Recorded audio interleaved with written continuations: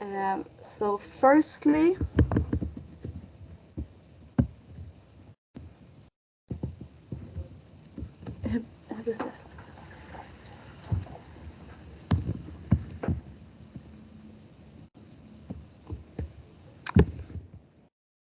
so this is the agenda for today, which I'm sure you all read and seen already in the Teams meeting. And I would first like to welcome our first speaker, Jean-Francois Jungner, who is the Deputy Head at the DG Connect at the European Commission, who will present the work that the Commission is doing regarding EU's digital investments and how the Commission works to ensure that our regions are at the forefront of digital transitions. Jean-Francois joined the Commission in 1998 at DG Research after working 10 years as a robotic engineer. And in 2001, he moved to DG INFSO, and he has since worked in many projects in very different domains. And as of July 2018, he has worked as Deputy Head of Unit to strengthen the European cybersecurity technology and capacity. And this involves working with Digital Europe program preparation. And he joined the HADEA the day the agency was launched in 2001 as acting head of unit until the nomination as the head of unit. So I would like to welcome Jean-Francois. The floor is yours, and please let us know when you would like us to change the PowerPoint slide. Good morning. I realized that the picture I've sent you is start to be dated. I have lost hair compared to that picture. So good morning, everyone, and thank you for inviting me to make a presentation. What I would like, so yes, we have the first slide. Before entering into the what the Commission is doing in the future, I think it's important to show what we have done a bit in the past. I think it's also pertinent to today's session. So if we go to the first slide, and what I wanted was to present a little bit the Connecting Europe Facility program. So if we go to the next slide. The Connecting Europe Facility program was at the time an innovative program, the telecom branch, because the objective was to support the deployment of infrastructure, but in the digital world. That means not physical infrastructure, but to deploy services infrastructure to enable the internal market to work, and in particular, connecting administration in Europe to make sure that the administration would work seamlessly for citizens and businesses when it comes to the delivery of services. If we go to the next slide, the idea behind was to work with the member states to create a set of services for which we could see where the union had to intervene and where the member states had to intervene, and how to make sure that the full services would work seamlessly, efficiently between the different administrations. So that's why we had what was called the core services and the I forgot now the other words for the specific services to make sure that when member states were deploying some services, the European Union would deploy the required services to interconnect them all. If we go to the next slide, because I don't want to enter too much into details. However, here is a list of services that were deployed, and we took the approach of what was called at the time the building block approach, making sure that the different services would be reusable inside others. If you look at EID, it's a key element for many services, I would say for virtually all of public services, because first you need to understand who you're talking to and what are her rights, and to make sure that you can offer those rights accordingly. And you have a series of services that were deployed. So why did I talk about this? Because it was a first domain where the union intervened in the public sector, where even though we did not have a mandate, we saw the benefit of working together with the member states to make sure that we can deploy. And this way of thinking led to the thinking of the Digital Europe program, which I will present later. But now let's talk a little bit of where we stand today in terms of policy and what the Union wants to do in terms of policy. So if we go to the next slide, the digital decade. So the digital decade was announced very recently by the Commission, explaining what were our objective to be and why we want to do a series of activities by 2030. If we go to the next slide. So what did we want to achieve? First of all, it's to make sure we have all the skills necessary to deploy the digital element we needed in the European Union. What we want is to make sure that we have the IT experts, but also that the general public has sufficient knowledge to be able to use those digital equipment and to make sure that we have 100% or nearly 100% of the population achieving that, having that knowledge. What we want is to make sure that the infrastructure is also there.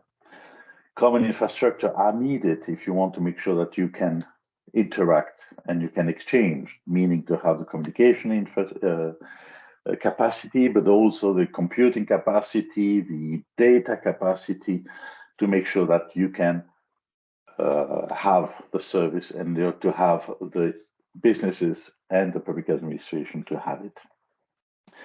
The third priority is to make sure that the government, of course, have, and this is a follow-up of what I've explained earlier on the CEF, that the government are modern, are digital, are delivering digital services in an inclusive way to make sure that none of the citizens are left behind and that they have the capacity. Lastly, and certainly extremely importantly, is to make sure that all businesses, whether small or big, are also digital literate, are also using the digital capacity offered by the Union, by the bigger industries, to make sure that we have this digital transformation of the society. Now, why do we do it? Clearly, it's to make sure that we have our values implemented. And what are our values? First of all, is to have the people at the center. So it's to make sure that we deliver this digital transformation for the citizens, where the citizens have a role as individual, as business persons, as public civil servants, or whatever other profile they might be there. Why do we also want to do that? What are the values? Is to make sure that we also address the Green Deal and the green objective of the Union. So it's not just to do it for the sake of doing this digital transformation. It's also to do it in order to achieve the sustainability objectives that are there. What we want, as I said earlier, also is to have an inclusive society to make sure we don't leave anybody behind, that we ensure that we have the freedom of speech and the freedom of choice, that we guarantee the security and the safety needed for the digital world. We see all the fears around the cybersecurity and the risk of hacking and dependency we have on that. And lastly, making sure again that we have a participation of all the citizens in this transformation. If we go to the next slide, you will see how then some of the funding programs appears. Without entering too much into the details of this slide, but you can see you have a Connecting Europe facility, and in particular, new Connecting Europe facility, what we call the CEF2 program, which focus on the deployment of the telecom infrastructure, meaning deployment of the 5G, deployment of fiber, deployment of Wi-Fi, and communication via satellite.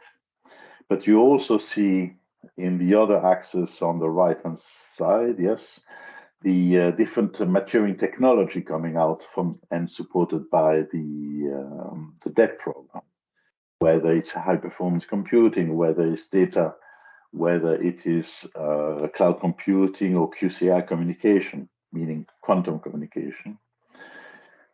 So you can see how then the different elements are coming together in order to deploy and to achieve and to reach this digital decade, the digital transformation of the Union.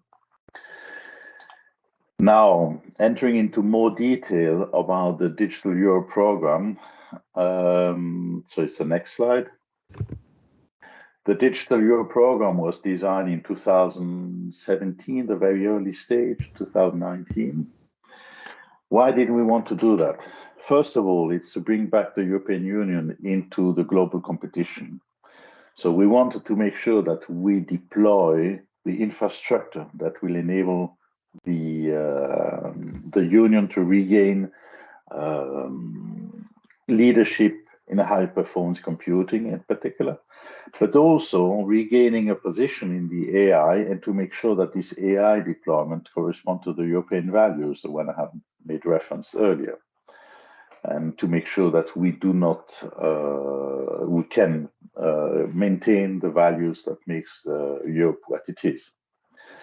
What we also want is to make sure that the European Union is in a better position to economically and socially is able to continue to address the challenges that we see, and to make sure, I would say, between, that's why I give the years where it was developed, a lot of things happened. The COVID appears, the Ukraine war came up, and leading to even more challenges we have when we think about the supply chain. We have to make sure that the European Union has the capacity to produce what it needs for its own economy. So that's part of the strategic autonomy we can see. So you can see that the Digital Europe program really was anticipating needs, which today are even more acute. So what are the different priorities of the Digital Europe program, and what is the budget attached to it? If we go to the next slide, we can see that the total budget for the program was 7.5 million. If you compare it to the CEF2 telecom program, which was about 1 billion, we have a substantial increase of the budget. But what did we want to do in that program? So first of all, as I said, is to regain the leadership in high performance computing. So the budget here goes to 2 billion of euro invested via a joint undertaking, meaning with the member states and the industry, to the deployment of high performance computing and strengthening some computing center to make sure that they are the computing capacity we expect them to have. What we also want is also to finance and to strengthen the artificial intelligence, the data clouds and the clouds and the data sets. And there we intend to invest another 2 billion. Without this, without the cybersecurity, we cannot achieve this transformation. That's why you have also the cybersecurity, where we have nearly 2 billion also invested there, to make sure that with infrastructure and the data sets are well protected, and that in the society there is enough understanding of what cybersecurity means. Then you have the digital skills, the need to deploy, to create sufficient skills to use the first three objectives you have in the deck. And lastly, and certainly not least, is the deployment and the best practice. That's where we can see a lot of activities in order to deploy in concrete domain. Whether it's a public sector, that's where we have a lot of activity today, because it's a follow-up of the CEF program, but in other domains where we want to see the deployment and the usage. If we go now to the next slides, you can see here in a different way of presenting the different priorities, but in particular, you have also some other dimension. First of all is the deployment of the digital innovation hubs we have. The objective behind these digital innovation hubs is to make sure that in all the regions there are actors that will be able to support stakeholders locally. corresponding to the specific needs. If you go to the different area, you have different kind of industry, different practices, and we want to make sure that we have actors there who will have enough understanding of the high performance computing, AI, and the other priorities, and we'll be able to assist local actors, whether public sector, whether SMEs, to see how to integrate those elements into their own needs, and not to have a top-down approach that will come without understanding the specificity. So it's really to work at a very local level, at the regional level. What we also want is to have those high impact deployment. Again, that's activity that goes across all the priorities of the digital innovation hubs, where we want to make sure that we benefit and get the most out of it. So the next slide, I will not go too much into the, sorry, yes, I forgot, but no, I will explain a bit later this, what appears just on top of these slides. So let's go to the next slide, first of all. The specific objective we can see for each of the pillar. I will not read them. I think you can read it yourself. But if you enter into the details of the different objectives, you can see several of the strategies that we have and element that appears then in the work program. The DEP has been launched now 2 years ago. We've had already a series of calls. There's still one call open at the moment. And the work program was defined for 2021-2022, where we have deployed activities and work, in particular in the AI and in the skills, but you have also other activities that will perpetuate coming from the CEF programs. Now, what is the future? What will be the future in terms of work program? Sadly, if we go to the next slides, I cannot tell you much. So that's, sorry, I forgot that slide. This one explains you a little bit more the different elements of the priority we have in the ongoing calls. But I will not enter too much into details unless you have some question at the end where we'll be able to explain it to you. But if you go to the next slides, you can see that work program 2023-2024 has not yet been adopted. So I cannot tell you much about it. I would say you need to continue to keep an eye. We expect the work program to be published in February, March, and to be finalized then. We're in discussion with the member states on the content of it. So without switching back to the slides, whereas there, we'll talk about it a bit later. I will explain the content of that slide now. One of the issue of the DEP program was how to make sure we implement the program in the most effective way. And the decision of the Commission was to see, to deploy, to have several entities in charge of the implementation to make sure we address it in an effective way. So the high performance computing, it was decided to strengthen the Euro HPC joint undertaking that was created before, and to give the responsibility of the implementation of that objective specifically to that JU. AI was not delegated. Cybersecurity was also delegated to the competence center, cybersecurity competence center that is being created right now, which hopefully should start to be effective as of next year. The reasons it's for those two entities to take a separate entity to implement it is because we want to have the member states involved at the heart of the decision making. So not to have it in the committee where we could discuss about all the objectives, but to have really the cybersecurity, the HPC experts in the different member states and in the industry to make sure that they are there at the heart and define the work program that corresponds to the effective needs we have. Now, for the rest, it's implemented partially by DigiConnect and partially by HDEA. HADEA, I wanted to talk about what the HADEA was at the beginning. I forgot, so I will say it now. HADEA is an agency that has been created April last year to implement the health and the digital program. And in particular, the unit I'm in is in charge of the digital element, meaning we're implementing several of the actions of the Digital Euro program, but we're also implementing programs from the horizon. Why we do that? It's because we have then a view of what is coming out of the research and can understand where we can use some of those results in order, first of all, to bring this innovative solution much faster to the market, but also to address the needs we will see in the future. So we are very much into this strategic position to see what is coming for the future and how we can implement it today with the different instruments we have at our disposal.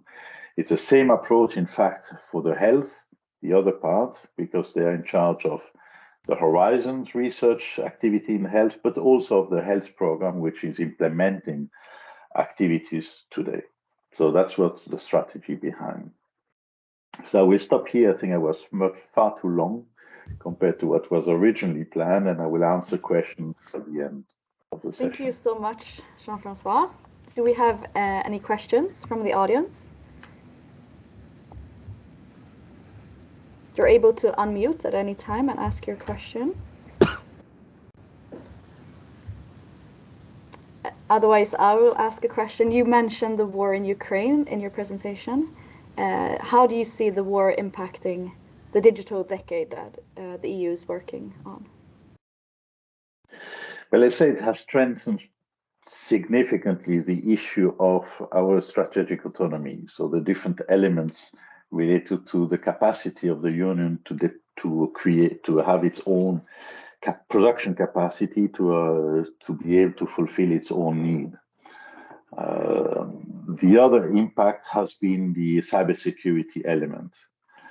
And last year, it was earlier this year, strengthening of the financial envelope dedicated to cybersecurity has been adopted, and more work will be done. I see my ex-colleagues, because I used to be in the cybersecurity unit, as you mentioned at the very beginning, are working heavily into addressing that. So I would say really for the cybersecurity, the work has exploded, the need has exploded, and the need to work together between all the member states has exploded.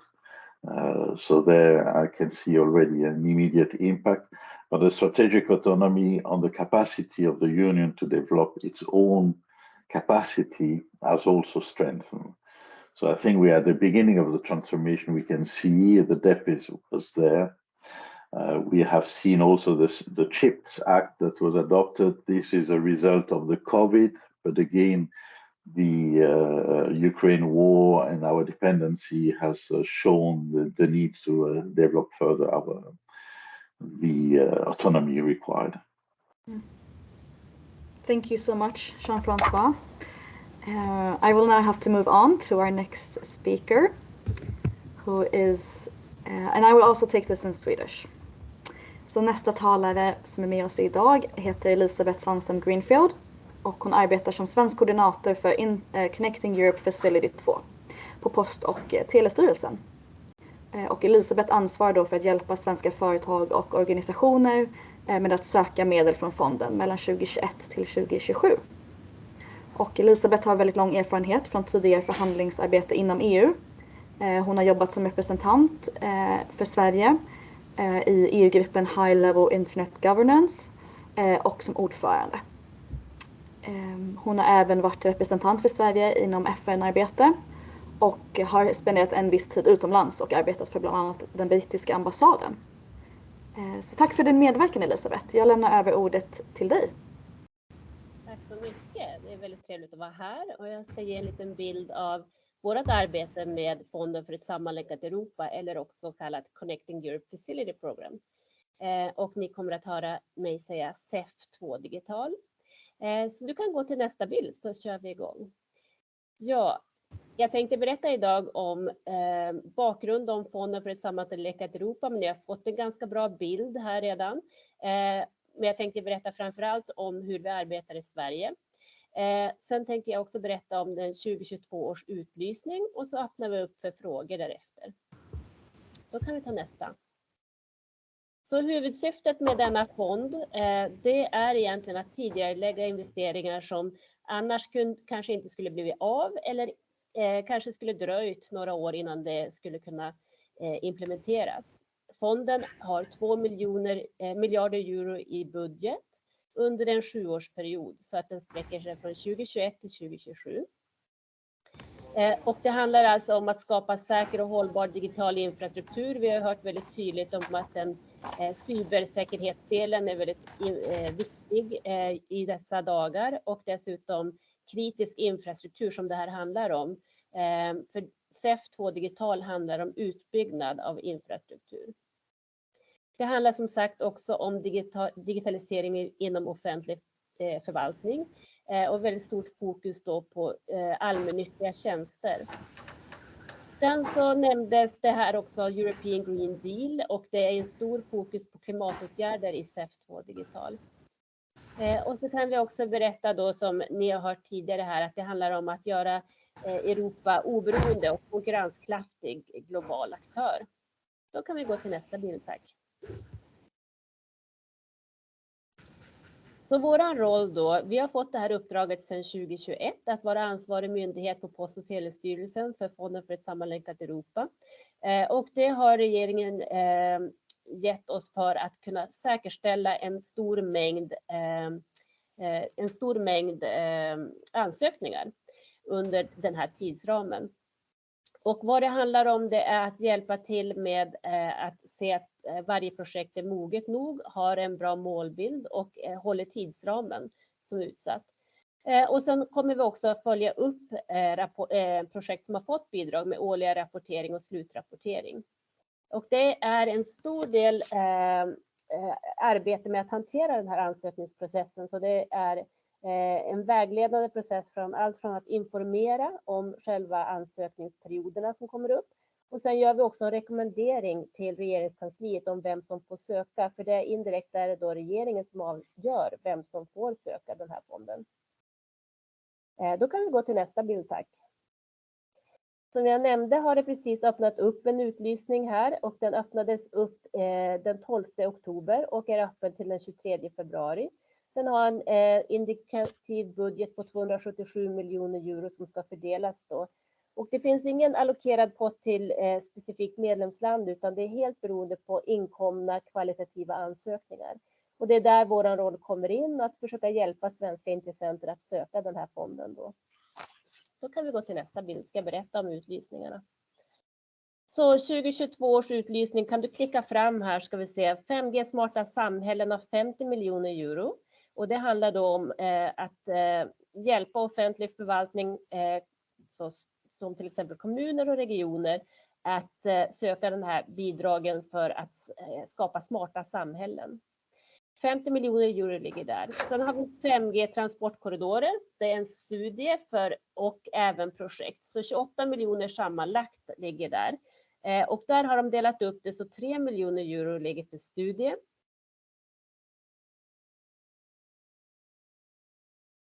Nästa.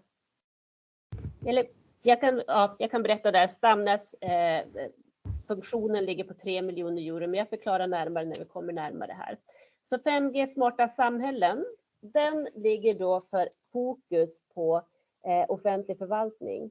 Den handlar om att man ska hitta smarta lösningar som finns ute i regionerna och kommunerna. Och det är ett stort fokus på hälso- och sjukvård, utbildning och klimatåtgärder. Och exempel här, det kan vara till exempel en smart lösning som man kan undersöka en patient innan man kommer fram till sjukhus. Eller man kan undersöka och optimera energi och anpassa förbrukning genom smarta lösningar. Det krävs 2 stycken delaktiga konsortiemedlemmar. Så man behöver ha någon som tillhandahåller näten och spektrum. Och det kan vara en operatör eller så gör man det själv i regionen eller kommunen. Sen behövs också en offentlig förvaltning som då till exempel en region eller kommun. Det är fokus som sagt på socioekonomiska drivkrafter, så allt inom skola och utbildning är väldigt prioriterat här. Då kan vi gå till nästa. Budgeten som jag nämnde ligger på 50 miljoner euro och då kan man säga att de övergripande målen är då att stärka samhällsfunktionerna. Det är en väldigt hög medfinansieringsgrad här på 75% av hela projektet. Så ett projekt kan vara allt mellan 300 000 euro till 5 miljoner euro i medfinansiering. Så att ett projekt kan vara upp till 7 miljoner euro ungefär. Och därav ligger 75% i medfinansiering. Tanken är då att de här projekten ska gå att replikera, återanvändas i resterande delen av Europa. Så att om man hittar en bra lösning i Sverige ska man kunna då sälja in den i övriga delar av Europa och använda den på andra skolor, på andra sjukhus och liknande. Och som jag nämnde så är det väldigt viktigt att man ser till att man har då med sig en operatör eller att man sköter näten och spektrum själv då. Då kan vi gå till nästa. Sen finns det också ett stort fokus här på 5G-transportkorridorer. Och vad är då 5G-transportkorridorer? Det handlar om att man ska skapa tjänstekontinuitet över gränserna. Man ska binda ihop Europa och se till att man får ett enat Europa. Man pratar ofta om the digital single market eller den inre marknaden. Om ni ser på kartan här på höger sida så har vi lagt upp, det handlar om TEN-T-nätverket i Europa. Och det är ett nätverk som ska knyta ihop Europa och då har man då ett utsatt mål på 2030. Då man ska ha knutit ihop de viktigaste noderna. 2050 ligger till och med de rödmarkerade noderna. Om ni ser då på Sverige högst upp här så ser ni att vi har en antal prioriterade sträckor som ska knytas ihop för EU. Och de är ju då högprioriterade. Tjänstekontinuitet och man ska då försöka binda samman Europa och för att kunna söka här så behöver man då ha någon på andra sidan gränsen som möter upp. Så det ska vara minst 2 berättigade EU-länder som går in med en ansökan. Och man kan då också ha hamn och järnväg och väg i detta. Så att det är vi har velat väldigt duktiga projekt i Sverige som kan gå in i ansökningar här. Och här hjälper vi gärna till. Nästa bild tack. 5G-transportkorridorer som jag nämnde har en budget på 28 miljoner euro och 25 miljoner för projekt och 3 miljoner för studie. Och här ligger medfinansieringsgraden på 50% om man då har en gränspassage. Och projekten kan vara allt mellan 10 miljoner till 25 miljoner per projekt. Studien kan vara mellan 300 till 1 miljon euro. Projekten förväntas vara mellan 3 år. De kan vara längre, men då måste man kunna motivera varför. Studierna förväntas vara 6 månader till 1 år. Och då kan man göra en forskning på om det här är ett lämpligt projekt. Då går vi vidare. Då pratar vi Digital Global Gateway. Det är ett stort initiativ från EU. Och det handlar om att knyta ihop EU då, med sjökablar och det handlar också i viss mån också om att knyta ihop EU med land. Jag ska förklara närmare. Det handlar om EUs avlägsna territorium, men det är också där man ser att sjökablar inte har tillräckligt redundans. Eller där det finns kablar och de inte är tillräckligt, de klarar inte av vad marknaden behöver idag. Man kan nämna här att det är stort fokus på EUs yttre avlägsna områden och det rör sig om Kanarieöarna och längre ner i Europa. Men vi har även här stort fokus på vårt område uppe i de nordiska länderna. Så sjökablar kan gå mot Norge. Även fast EU då inte anser att Norge det är ju inte ett EU-land, men det är ett prioriterat land. Men man får inte pengar för sträckan i Norge, men man får pengar fram till norska gränsen. Och man kan också gå mot Finland, man kan gå hela vägen ner i Europa. Så att här krävs det bara en sökande. Man kan göra det helt på egen hand i en organisation. Men det är ju självklart fördelaktigt om man kan bygga ett konsortium med andra medlemsländer. Då kan vi gå till nästa bild.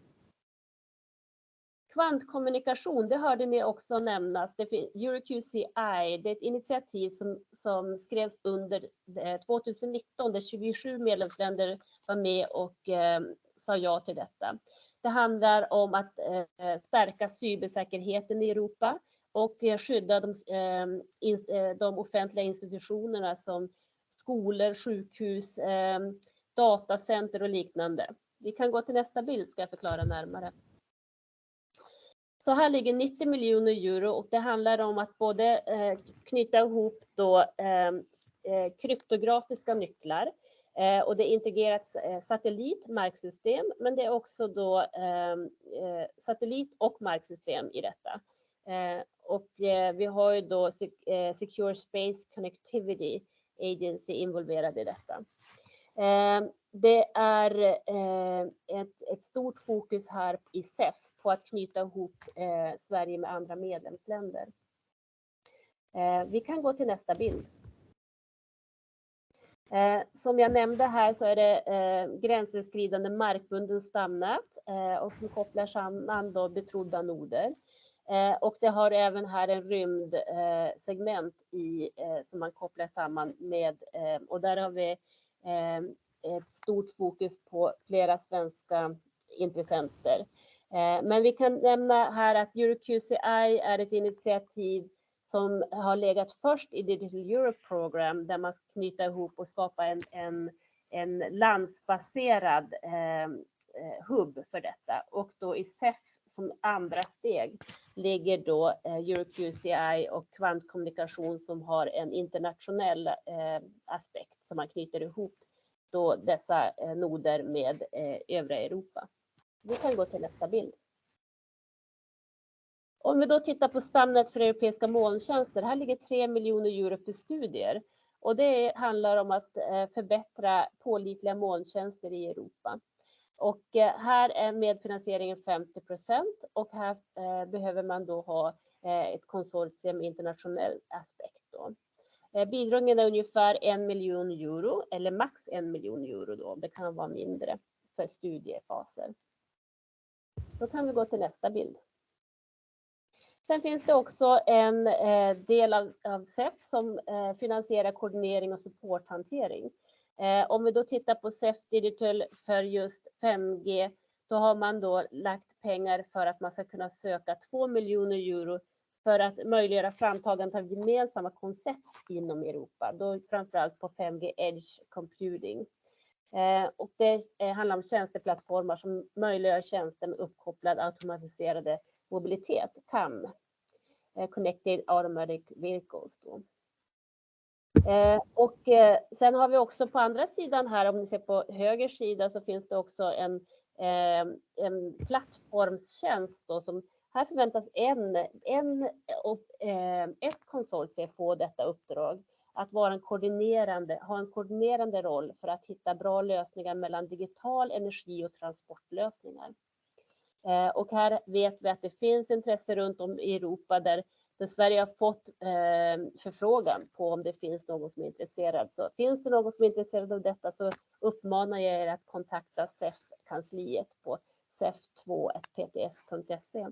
Då kan vi gå till nästa bild. Vi har ju som sagt en väldigt snäv tidsram just nu för den här 2022 års utlysning. Men jag menar på att det här är ju bara början. Det kommer utlysningar varje år fram till 2027.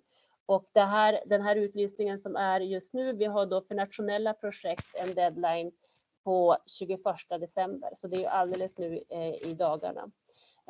Och den här utlysningen, om man inte hinner med nu, så finns det ju möjlighet att kontakta oss redan i januari. Så börjar vi diskutera nästa utlysning som kommer under hösten 2023. Och alla dessa områden som jag har nämnt, majoriteten av dem finns med även nästa utlysning. Smarta samhällen som ett stor möjlighet för svenska intressen.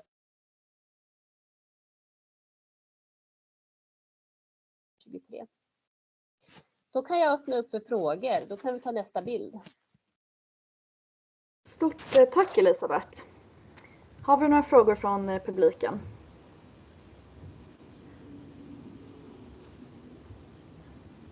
Ja, jag har en fråga. Har du några konkreta tips till de företag eller aktörer som ska söka finansiering nästa år eller fram till 2027? Finns det någonting som är viktigt att tänka på? Ja, det är väldigt viktigt att tänka på att man ska försöka bygga ett starkt konsortium. Att man ska hitta partners som man kan gå in med tillsammans för att göra sitt projekt så konkurrenskraftigt som möjligt.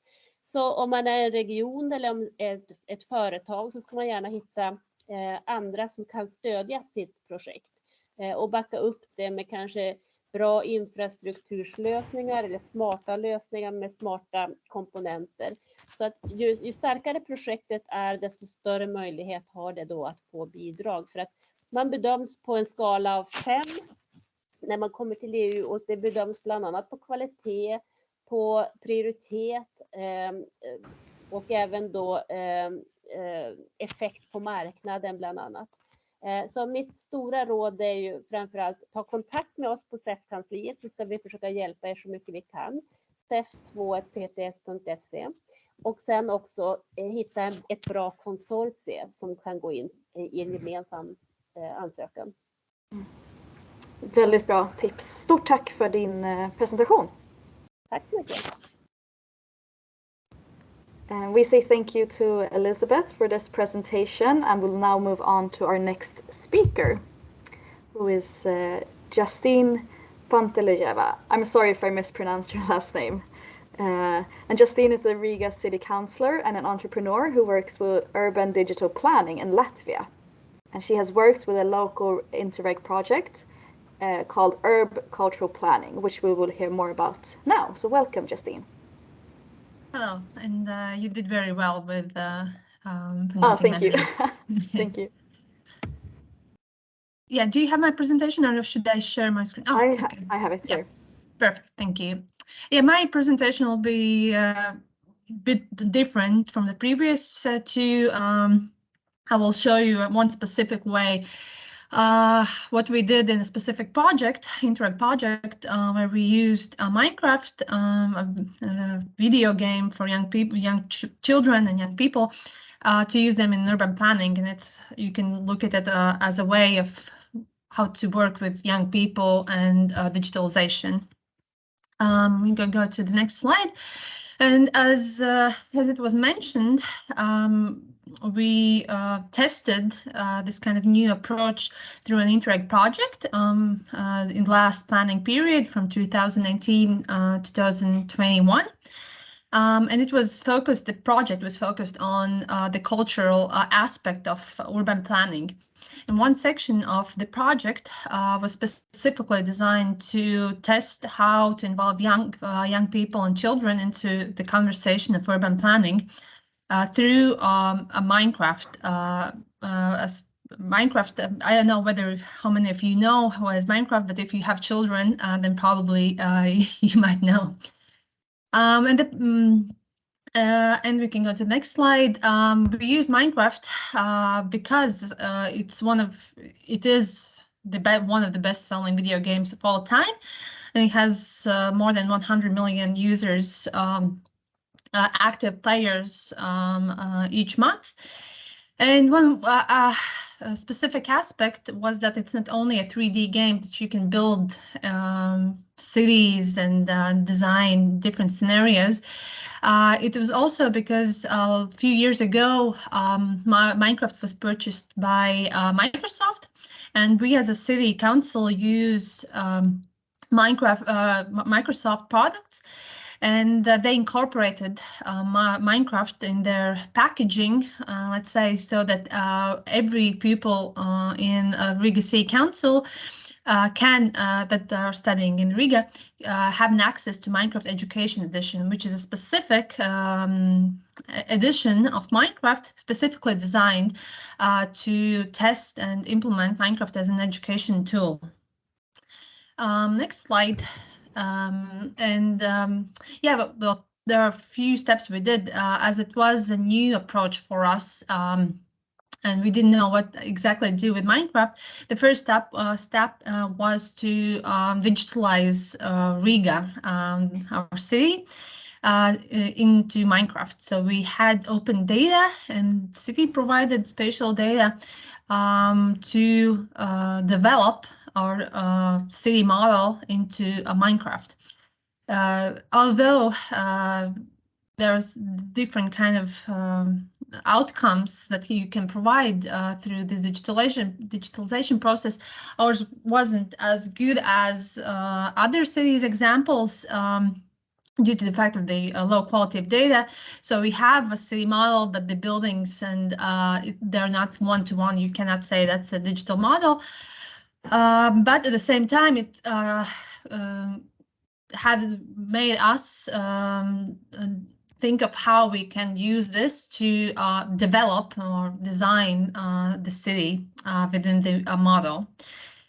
When we did the first step and we digitalized our city into Minecraft, we started looking into what kind of ways we can use it. And of course, the idea of using Minecraft comes from UN's approach that they've collaborated with Mojang and Minecraft in some countries in Eastern Europe as well, involving young people into redeveloping a specific public space. And then as a next step, they redeveloped the public space in real life, which is a really nice methodology.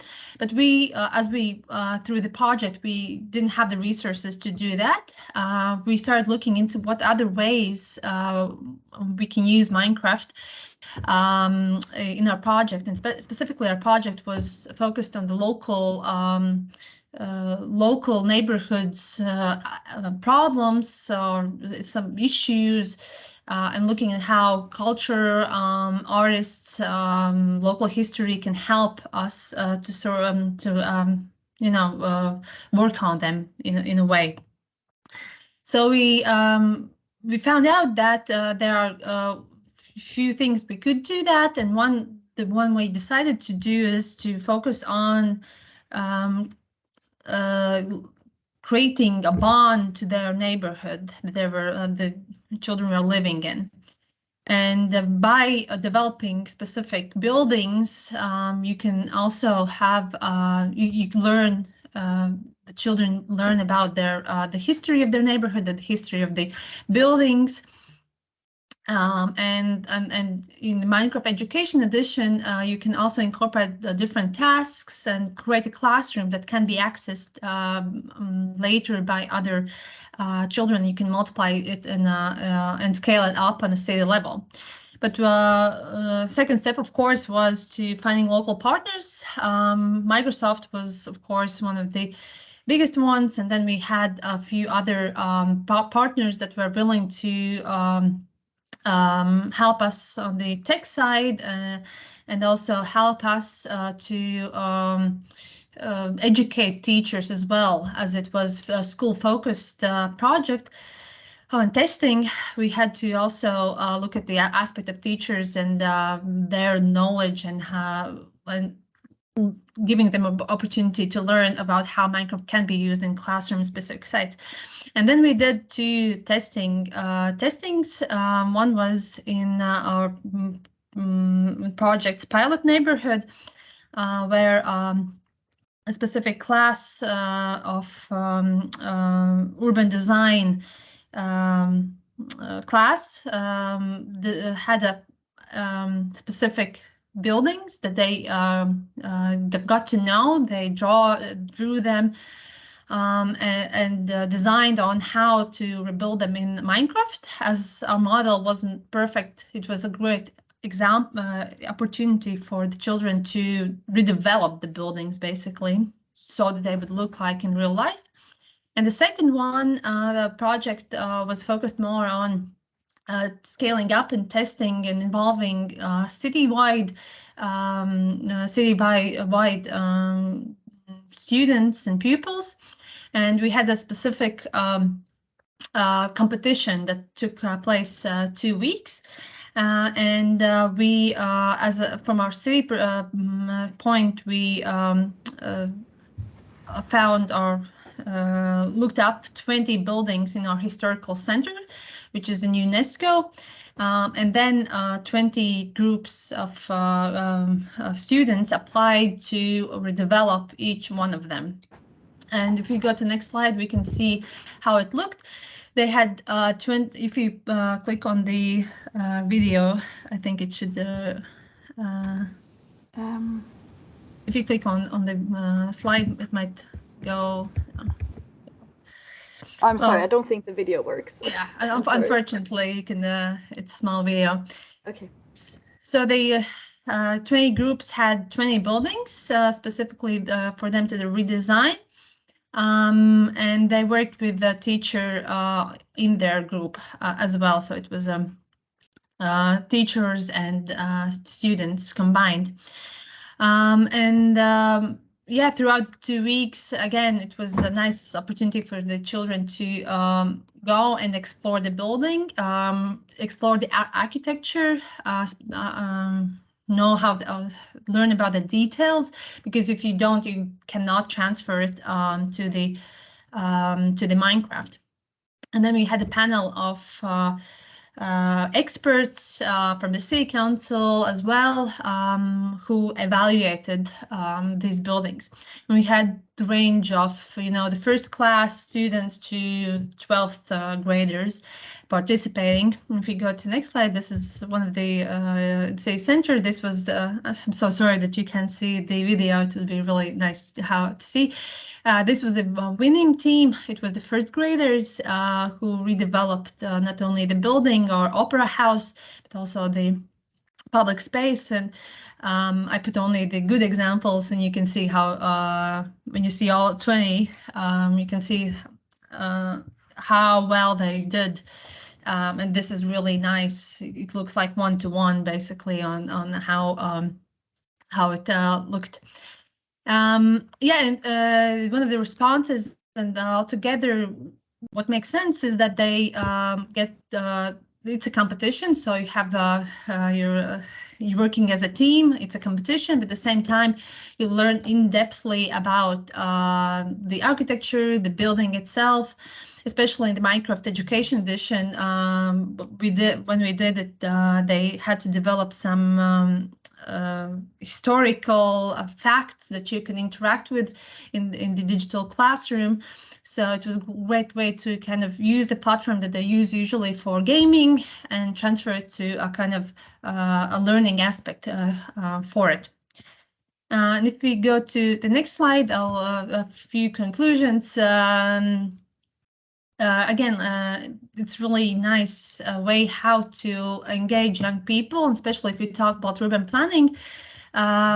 We didn't use it as an urban development perspective, but it's a platform that young people know how to use, and it's easier for them to participate in it rather than to have the business as usual urban development conversation that we have with citizens, which is usually really hard language, specific language, and it's hard to translate it for the younger people. But at the same time, there's a great opportunity for them to learn about the history of the city and get to know their neighborhoods better and get kind of local patriotism, how we call it,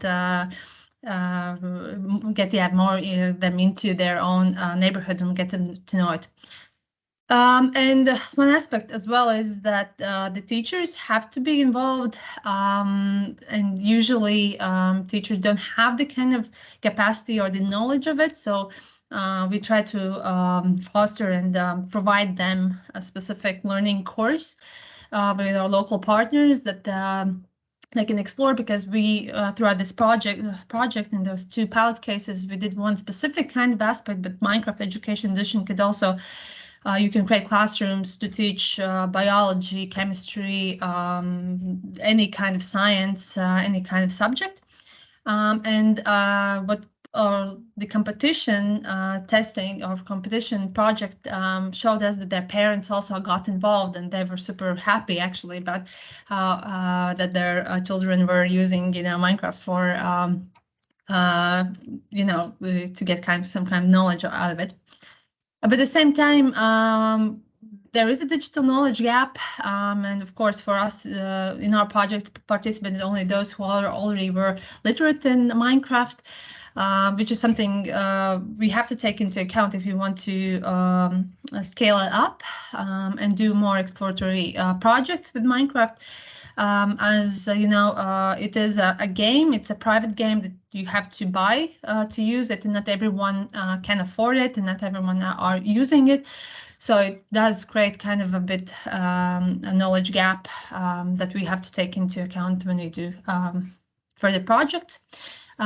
Next slide. Again, using Minecraft in urban planning, it has a huge potential for us in Riga.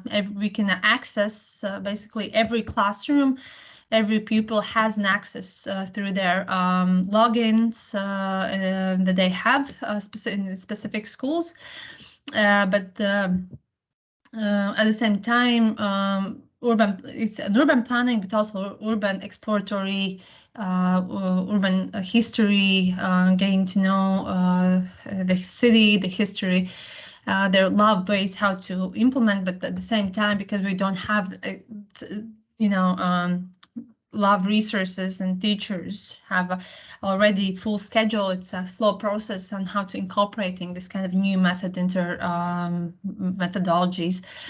And one other thing, of course, Minecraft is not free and open software. It's used, it's owned by Microsoft, which is something that also we have to take into account if we want to kind of use it on a bigger scale. But at the same time, there are a lot of conveniences, convenient aspects of why use Minecraft and how possibly you can cooperate with a lot of cities, because a lot of cities use Microsoft products and therefore can use Microsoft Education Edition, and then we can scale up classrooms, talk about climate change, which is something we are exploring now for next year, how to talk about and educate students about climate change. And you can do that very easily and visually through Minecraft. Yeah, that's altogether it from my side. I think there were some questions in the chat. Yes, thank you so much, Justīne. That's such an interesting project to hear more about. And we do have a question in the chat from Emma. She asks, what kind of response did you get from young people who participated in the Minecraft project? Yeah, as I mentioned, they were really excited. It's a super popular game, and it's not rarely used in the context of schools and classrooms. Therefore, what I gathered, the response was, great, and they really enjoyed it. Do you have, because you applied through Interreg to get EU financing, do you have any tips for other actors who are planning to apply through Interreg as well? Well, for us, Interreg was a great opportunity to develop Minecraft Riga map, so we can localize the Minecraft as a tool. And if we hadn't done it through Interreg project, we wouldn't have done it on our own. So it's a great way if you work, and this was not a digital project, it was a cultural planning project. And if you have an opportunity to use and test or develop a Minecraft map, and if you want to look into that, look for opportunities, even if it doesn't necessarily, because digitalization is horizontal thing. So my tip would be look for the possibilities of using digitalization in Interreg project. Perfect. Thank you so much, Justīne. And now I'll switch back to Swedish och kommer presentera vår sista talare för denna timme som har dragit över lite på tiden, men jag hoppas att det är okej. Och vår sista talare är då Monika Jingmond som arbetar på Tomelilla kommun. Monika har under många år drivit utvecklingsprojekt som fiberutbyggnad, digitala insatser och hon kommer nu leda översiktsplansarbetet inom kommunen. Monika själv är utbildad civilingenjör och bor i Tomelilla. Och hon är även styrelsemedlem i Leader. Så varmt välkommen Monika att presentera Tomelillas digitaliseringsprojekt. Tack så mycket. Precis, jag ska berätta om vårt digital kommunal serviceprojekt i Tomelilla. Du får gärna byta bild där direkt. Varför startar vi då det här digitaliseringsprojektet? Vi har under ett par år haft en digital strategi som är beslutad av kommunfullmäktige. Och den säger att det ska vara lätt att vara i kontakt med kommunen.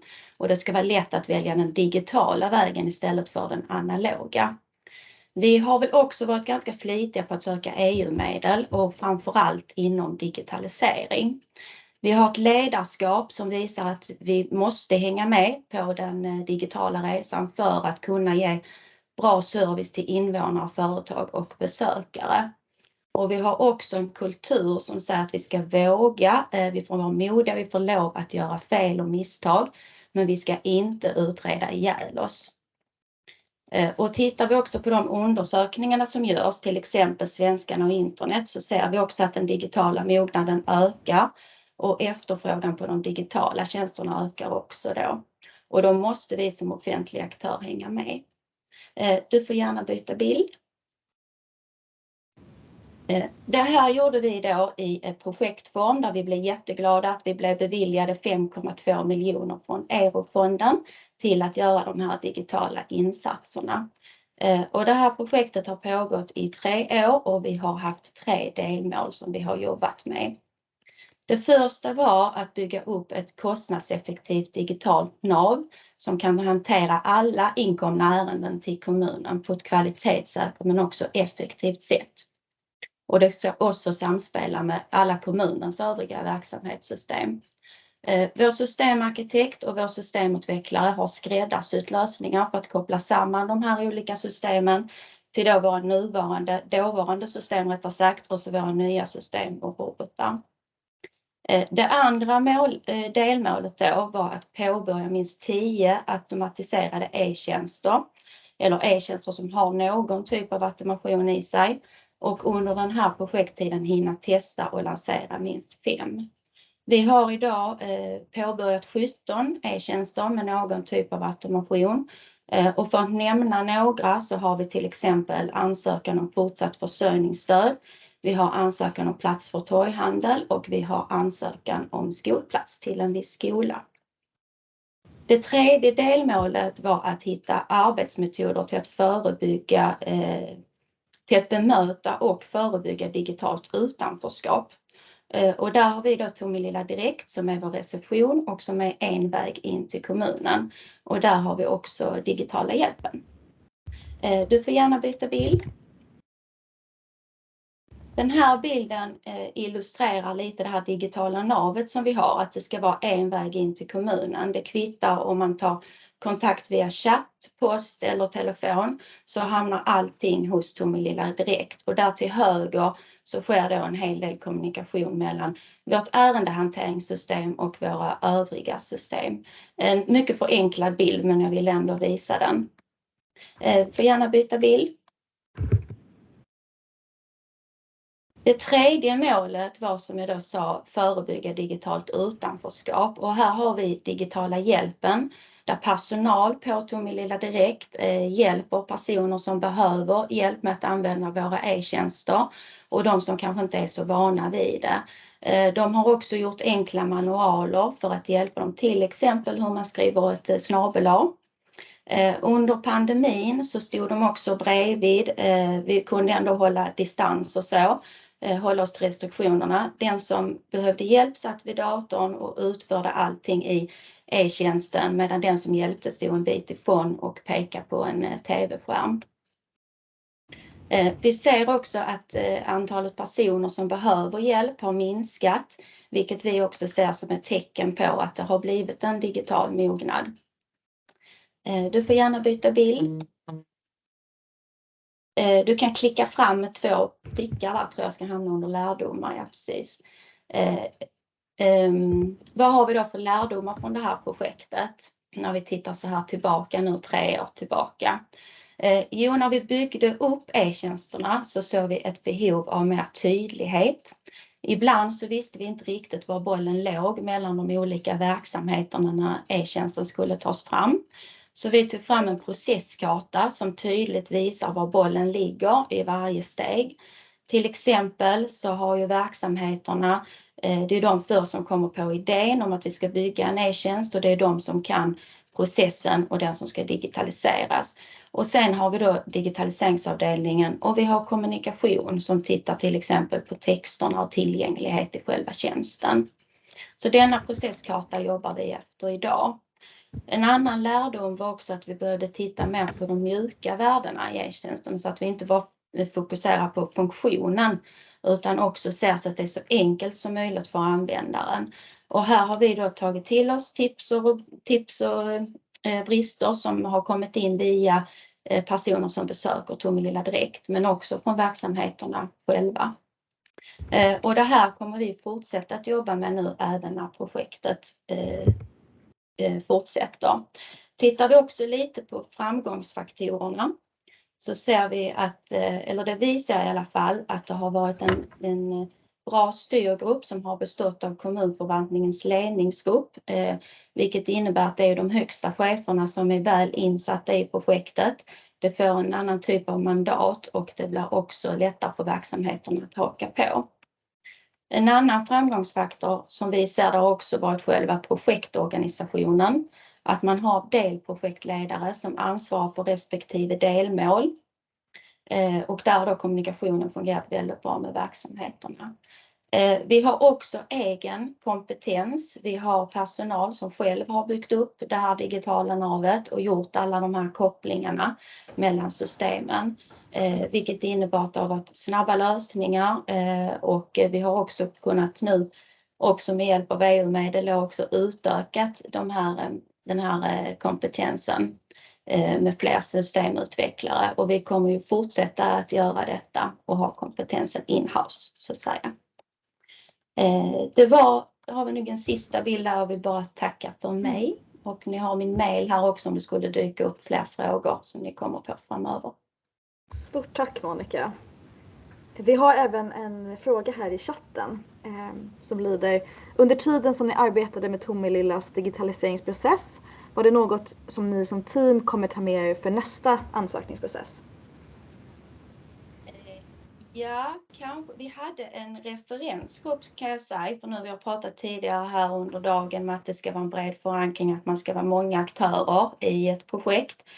Så har vi haft med i alla fall en referensgrupp där vi har haft andra organisationer med. Vi har haft Lunds universitet, vi har haft Region Skåne och så. Men jag tänker att i nästa projekt så skulle vi nog vilja att de aktörerna i så fall är mer involverade, så att man gör aktiviteter tillsammans. Har det mer, inte att det är en kommun som står för projektägare, utan att man är flera stycken. Förstår. Vad har ni fått för typ av respons från kommuninvånarna? Det har varit mycket bra. Mycket det här också som vi ser att det har varit en digital mognad, att vi ser att ansökningarna ändå trillar in. Det har varit som jag sa lite att vi hade en lärdom att man även får titta på de mjuka bitarna, att det ska vara enkelt. Men vi fortsätter utveckla e-tjänsterna hela tiden, så att de är ju inte spikade i sten när vi har gjort dem, utan får vi till att det här är lite svåruppfattat, jag förstår inte riktigt vad jag ska klicka här, då tar vi det till oss. Så att sån input har vi fått och den har vi jobbat med. Och så har vi även en till fråga här. Berätta gärna om den EU-fond ni sökte från. Den Europeiska regionala utvecklingsfonden heter den. Jag sa kanske inte hela ordet, jag kallar det EU-fonden. Men det klaffar ju väldigt bra när vi ville satsa på digitalisering. Den fonden är ju klockren för det. Jag vet inte mycket mer om jag kan säga mycket mer om den. fonden, men det är ju bra. Den är ju satsad till utveckling i alla fall. Mycket bra. Har vi några andra frågor från publiken? Från någon av presentationerna?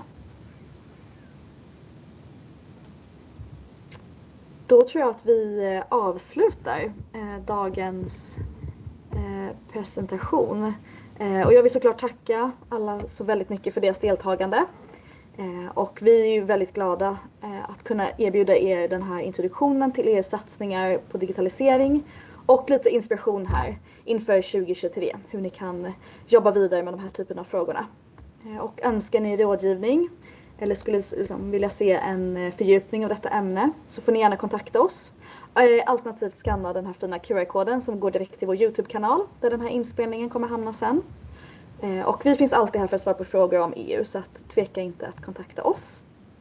And thank you so much to everyone that has joined us here today. Thank you, Justīne, for your participation. We're very happy that you're able to join us and to provide the example that you did. It was very interesting to hear about and very, it could be applied in Sweden too, I think.